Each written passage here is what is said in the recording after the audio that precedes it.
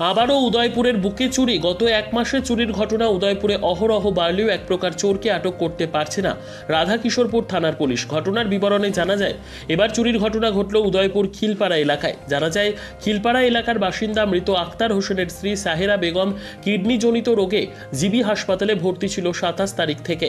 বুধবার বিকেল 4টা নাগাদ ওনার খিলপাড়া নানুয়া দিঘির পাড় স্থিত বাড়িতে এসে দেখে ওনার ঘরের সমস্ত জিনিসপত্র লণ্ডভণ্ড হয়ে পড়ে রয়েছে মাটিতে। প্রথমে হতভম্ব হয়ে যায় বাড়ির মালিক। তারপর ঘরে এসে দেখে নগদ 9 থেকে 10,000 টাকা এবং স্বর্ণের চেইন নিয়ে পালিয়ে যায় চোরের দল। ঘটনার খবর পেয়ে ঘটনাস্থলে ছুটে যায় রাধাকিশোরপুর থানার পুলিশ ঘটনাস্থলে গিয়ে ঘটনার তদন্ত করে চলে যায় থানায়। কিন্তু উদয়পুর শহরে একের পর এক বাড়িতে চুরি হয়ে গেলেও চোরকে পাকড়াও করতে অক্ষম পুলিশ। তাছাড়াও রাধাকিশোরপুর থানার পুলিশের কাছে জানতে চাইলে পুলিশ এক প্রকার মুখ খুলতে নারাজ।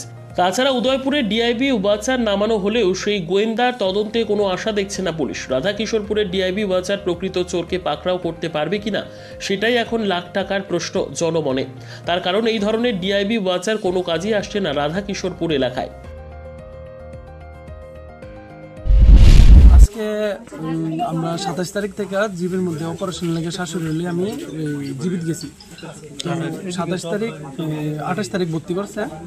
তো এদিক থেকে আজকে 10 তারিখ, আজকে বাড়িতে গিয়ে দেখি ঘরের তালা, গেটের তালা আছে কিন্তু ঘরের জানলা ভাঙচুর। আবার এদিক দিয়া চেয়ার টেবিল লাগাই না, আর ঘরে যায় দেখি গডরেজ স্টোরেজ ভাঙ্গা ঘরের পুরো তন্ন করে ঘরের নেকলেস আছিল আর কিছু টাকা আছিল চুরি করে লয়ে গেছে। কার বাড়ি? এটা আমার শ্বশুর বাড়ি। নাম কি শ্বশুরের?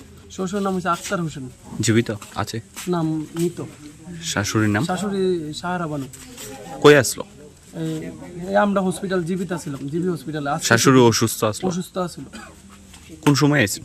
আমরা আইতে 4:30 বাজে। আজকে এসে দেখেন? আজকে এসে দেখি এমনি ঘরটার পুরো ভাঙচুর করে। কি কি নিছে? নেকলেস আছিল ঘরে আর কিছু টাকা পয়সা আছিল। কত টাকা? টাকা 9,000 টাকার মতন আছিল। শাশুড়ি 50 টাকা উঠেছিল, ঘরে টাকাটা আছিল আর নেকলেসটা ছিল 1 ভরি 3 আনা। নিজস্ব প্রতিনিধির রিপোর্ট, দুরন্ত টিভি।